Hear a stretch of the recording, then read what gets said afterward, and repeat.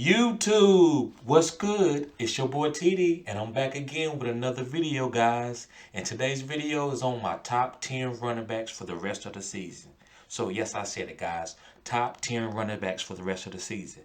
Now, some of these guys are edgy guys, but these guys that I think is going to be trending in the top 10 for the rest of the season.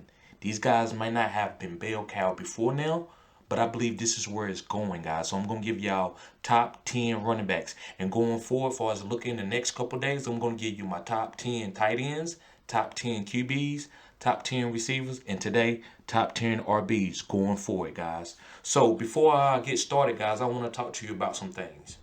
So the way my channel, I'm going to give you the mission of my channel. So, guys, and I might probably say this in some other videos to give y'all some context of my agenda. Guys, I talk about deep waiver wire pickups. If you want me to do videos on Julio Jones, Aaron Rodgers, George Kittle, Travis Kelce, Alvin Kamara, to give y'all info on those, I would think that would be kind of redundant. I would think that, and I understand some people are new to this and never played, and that's fine. That's why I'm here. I love doing this. But I'm not, the players that I talk about, I'm not telling you to play these players over these guys. I'm giving you deep sleepers. That doesn't mean that you should play those guys. It depends on what you need and what your season looks like, guys. So if you don't have a quarterback out there and the quarterbacks that you look like have terrible matchups, and I say play Baker Mayfield, you don't have to. I'm just saying the guys, you can use him and stash him and you can maybe use him in weeks after that. It's not some kind of quarterback who's going to take over the NFL and be the next Justin Herbert. That's not what I'm saying. I'm saying like, okay, dang, somebody has COVID. My quarterback got COVID. I don't know who to play out here. Cam Newton, what do I do? Well, who has a nice matchup and who's trending? So I said Baker Mayfield a couple weeks ago. He had a dud. So that's fine. I take responsibility. But guys, don't you know that was one of the most terrible, like the weather was terrible in that game? So other than the weather, I haven't been off on my players too much. Maybe one or two players, guys. Other than that, I've been hitting. So I just want to give y'all context of what I'm trying to do. So if I say Nelson Aguilar, that doesn't mean you sit Devontae Adams for him. I know you might say, well, TD, we know that. I don't know. Some of the comments I see is like, well, what about do a video on this guy? I'm like, okay, I will, guys, but I can give you 15, 20 videos in 2 days on Julio Jones. I can talk about Julio Jones all day. I can talk about Devontae Adams all day. But what about Tremaine Pope? You guys, this is COVID too. This is why I'm doing deep sleepers. So, the deep sleeper, they may not hit and they might never hit, and that's fine. I'm fine with that. But don't get my videos and interpret them wrong by saying that, oh man, this guy ain't a league winner. It's Justin Herbert. Guys, Justin Herbert, of course he is a league winner. I did a video on him when he first started trending. It's old, so why would I do a video about, oh, he's a league winner? Well, that's not cutting edge. A league winning type of player, even though he doesn't finish in the top 5, could be a Baker Mayfield because he could go and give you 25 points a week when you streaming quarterbacks. So your quarterback is on a bye. Who do you stream? Like other week, I said Kyle Allen. Guys, that video has 60 views. And he hit for 25 points. Now, other people you could have streamed Nick Foles. You could have streamed all kinds of these guys. He did better than those guys. And that video only got 60 views. But I talk about a player like Aaron Rodgers, and it gets 1,000 views. I mean, I understand that's what they want to hear, but I'm not here for the views and stuff. I'm here for y'all to win your leagues. So if I would only stay at 300 subscribers, but my 300 subscribers is telling me that y'all winning, I'm happy. I don't care. It's fine. I'm more about results. I'm not about to try to trick you and get views and subscribers. I'm not going to do videos just to get subscribers. I'm going to do videos for you to be cutting edge and be winning your leagues, guys. I'm not just so this is my template. So I'm not going to get too far off on this tangent, but I just want to let y'all know that this is kind of my plan, so you will know when I'm telling you some deep sleeper that never played, that to stash him. That's just because you shouldn't have people on your bench that you're trying to save that you're never using. You need to put those spots for guys who could, if a guy get hurt, you could put him in, or a guy could eventually start getting some run and getting some plays. And if he don't in 3 weeks, you can move forward and get another guy. That's how you stay ahead on the waiver wire. You don't wait to, okay, yeah, okay, he boomed last week, so I'm gonna bid on him. No, you supposed to be like, I already got him stashed. So people looking for him, they're like, man, what? Who got him? You got him. You hit him 2 weeks ago. So it's like Antonio Brown. Did you wait last week to get Antonio Brown, or did you have Antonio Brown on your team for 5 weeks? Because if you have an extra bench spot, you should have him stashed, so you don't have to spend fab on him. So guys, I just want to go off. So I'm sorry about that tangent, but I just want to give y'all that context. So guys, let's get started. I'm gonna start from 10 to 1. So guys, like I said, it's maybe edgy guys, but just work with me here and just hold me accountable. Make sure you keep this list in your head and just look forward from the rest of the year if you can see what these guys can do. So let's get started, guys. My number 10 guy is DeAndre Swift. Yes, my number 10 guy is DeAndre Swift, guys. And the reason why I'm talking about DeAndre Swift, guys, is because of his upside in this offense. Adrian Peterson is the guy there, is a bridge learner. He's there to help DeAndre Swift know how to practice like a professional. That's why they got AP there.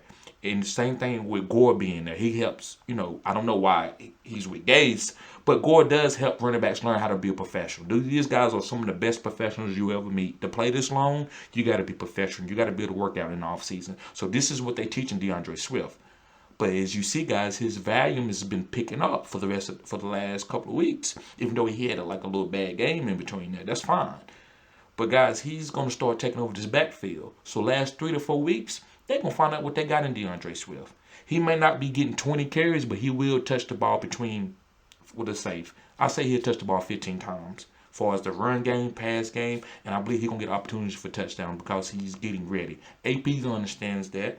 So that's all in good, guys. So I love DeAndre Swift going forward, guys. If you got some players that are lower than him, that you want to, like 2 players to get 1, you find some of these players will be good to make these moves, guys. Some of these players you might be able to get and without trading 2 guys to get because people might not be on them yet. So, but let's get on to my number 9 guy. And my number 9 guy, guys, is Zach Moss. Zach Moss from Buffalo, guys. Now, Devin Singletary has been there for he was there drafted there last year, and they drafted Moss this year. But Moss is better in the red zone and green zone because he runs stronger. Yes, Singletary is good in the pass game. Moss is not bad in the pass game. So I believe he's going to overtake Singletary, guys, because Singletary, he's not breaking enough tackles in the red zone and green zone to help Josh Allen get first downs and stay on the field. So I love Zach Moss going forward, guys. My number 8 running back, guys, and then, yeah, these are some young guys that I'm saying at the bottom of the list. But my number 8 guy is J.K. Dobbins. And the reason why I'm talking about J.K. Dobbins, guys, is just kind of the same reason I'm talking about DeAndre Swift. J.K. is overtaking Gus Edwards and Mark Ingram. Reason why Gus Edwards is young and he's not getting paid a lot, but Mark Ingram is. And Mark Ingram, they're not going to re-sign him next year. J.K. is head over heels over these guys. He's better. And he's great in the pass game. He actually reminds me of Dalvin Cook. I'm not saying he's Dalvin Cook, but he reminds me of Dalvin Cook in the pass game and the run game. Look what he did at Ohio State, guys. So J.K. could have argued that he was one of the best running backs in this draft. It wouldn't have been crazy. But he fell to Baltimore and they took him, and I believe it was great. And I believe that he's going to help out Lamar for the rest of this year in the pass game. So I'm loving J.K. this week, guys. So let's get on to my number 7 guy. And my number 7 guy, guys, is Antonio Gibson. Yes, I said it, Antonio Gibson. Now, I talked about Antonio Gibson before the season even started, before the combine. So I love Antonio Gibson, guys. And the reason why is they starting to bell cow him at Washington. And Washington, with them changing the quarterbacks, it's going to spread it out for everybody more and make it better for everybody. So Terry McLaurin's numbers are going to go up. Logan Thomas numbers are going to go up. Antonio Gibson numbers are going to go up. And Kyle Allen is going to have decent games. Only thing that worries me is Kyle Allen turning over the ball in the red zone and the green zone. But I like Antonio Gibson in those areas. So I believe that his touchdowns will go up. Maybe not all yards. He might stay around 70 or 80 yards. But he should have 1 or 2 touchdowns a game, guys, because the offense is just getting better. So I love Antonio Gibson. Number 6, which might be kind of edgy, guys. And you might think, why I ain't got him up farther, is Derrick Henry. And Derrick Henry is because he's just one-dimensional, but he's the best one-dimensional back in the league. So I gotta have him on the list, and I love Derrick Henry. And like I gotta say, he's a defensive end playing running back, tackle that guy. And another thing, guys, it's cuffing season, so it's getting cold. So when I say that, I mean like any back that is like big and break tackles. This is his time of the season.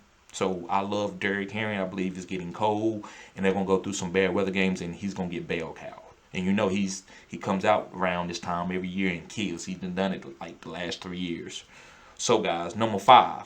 And number five, I got a little caveat with it, and it's two backs in one. It's Nick Chubb and Kareem Hunt, and I couldn't leave them two apart because I believe they complement each other, and the offense is just so good. So I believe once Nick Chubb comes back, even though he might not have a 30 or 40 point game like he did before he got hurt, Kareem Hunt's gonna pick up that, and so the points it's gonna be 40 points between those two every week.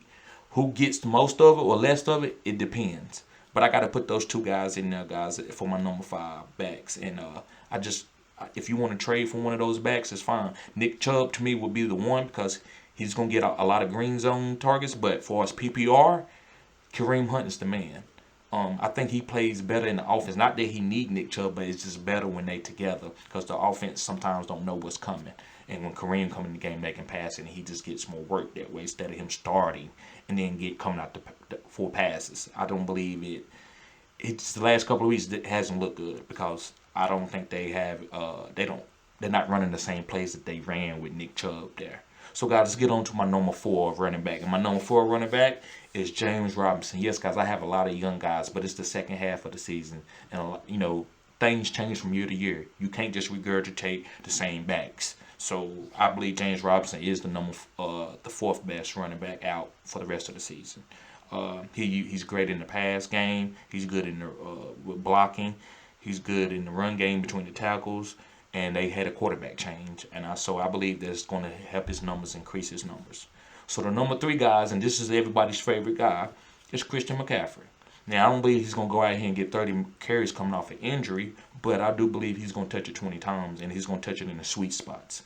So he's going to touch it around the red zone. They're not going to let Mike Davis take his touchdowns, but Mike Davis will still continue to get some work until Christian is fully 100% healthy with no worries about that ankle.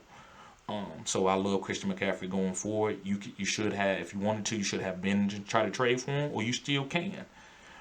So like I said, any of these backs are good for trade. I believe you should go out and trade for any of these backs if you want. If I'm gonna have the Nick Chubb guy, I'm trying to get Kareem Hunt too. I'm trying to get both of them, and you can probably play both of them. So yeah, I love Christian McCaffrey for my number three running back for the rest of the season, guys. Okay, so my number two running back, and these last two guys is gonna be controversial, and I'm pretty sure y'all know these last two guys because I haven't said them yet. Is Alvin Kamara at number two. So yeah, he fell at number two, guys, and Alvin Kamara is probably on his way to be a Hall of Famer. He's probably on his way to be something similar to a Marshall Faulk. He's very dynamic. How you get 9 catches for 99 yards at a running back position and then rush the ball for 12 or 13 times for another 70 or 80 yards with a touchdown. That floor is ridiculous in fantasy, and it's great in real life. This guy is a stud. He can line up a receiver and run crossers and run streaks. I mean, it's unbelievable, guys. This guy, only thing with him, he just needs to stay healthy. I didn't take him I skipped over him in a couple leagues, which I'm still fine. I'm doing great in because I was worried about injuries, but I failed at that. I should have grabbed him up. It would have put me so much far ahead of people. But Alvin Kamara is a freak of nature. He's a beast, and not that big of a guy. But you just not gonna tackle him and thinking because he's light in the butt. Nah, no pun intended. This guy is a monster, guys. So I don't have to say a lot about Alvin Kamara to try to trick you into trading for him because I'm pretty sure ain't nobody gonna let you trade for him. Even if you was to package two of these guys on his top 10, they don't probably not gonna do it. But like I said, I love Alvin Kamara. It's nothing really else to say about that. So let's get on to the number one guys. And number one guy is Dalvin Cook. And I hate to say that. And I haven't talked a lot about Dalvin Cook because I just never liked him in fantasy because of his injuries. But I have to admit when I'm wrong. He's got injured. He missed the game, but it didn't matter. You still are good in your fantasy leagues with him. And that's what I'm going to have to do going forward. Is to say that if you do take some of these injury-prone guys, have something to back them up in case they do go down. But if they stay healthy, it's gonna be like taking candy from a baby. Dalvin Cook is a monster. Even though Green Bay defense was weak to the run, I don't care. He looked amazing, guys. And I loved him in coming out of college. I just didn't like his injuries because you don't want to be trying to go into the waiver wire for your bell cows that you took in the first round. But you know what? Some of these players' upside is so big, you might have to do that. You might have to pick him up and say, look, I might have to work the waiver wire, and that's fine. So I'm going to try to work the waiver wire from week 1 and always stay ahead in case he's out. So yeah, guys, Dalvin Cook is great. So guys, I hope you enjoyed this video. This is my top 10 running backs for the rest of the season. I hope you liking my content, guys. Keep subscribing to my channel. I'm going to keep giving you cutting edge information. Like I said, don't forget to check me out on my Twitter and also my website, guys. Everything is in the description and above the comments, and that way you can know the links of my website. It's GoodeSports TD at GoodeSportsTD.com. Again, GoodeSportsTD.com. Also, guys, don't forget to give this video a thumbs up. It's going to get it in the algorithm to give me more subscribers. That way, guys, I can keep growing and getting better. I know sometimes y'all have questions about my equipment and stuff, and it might be blurry a little bit and stuff. So I'm just, like I said, I'm buying equipment. I'm trying to get better every week, guys, and just work with me. I'm only be doing this for 3 months. So I appreciate you all. Hit me up in the comment section, guys, and you have a blessed day. Thank you.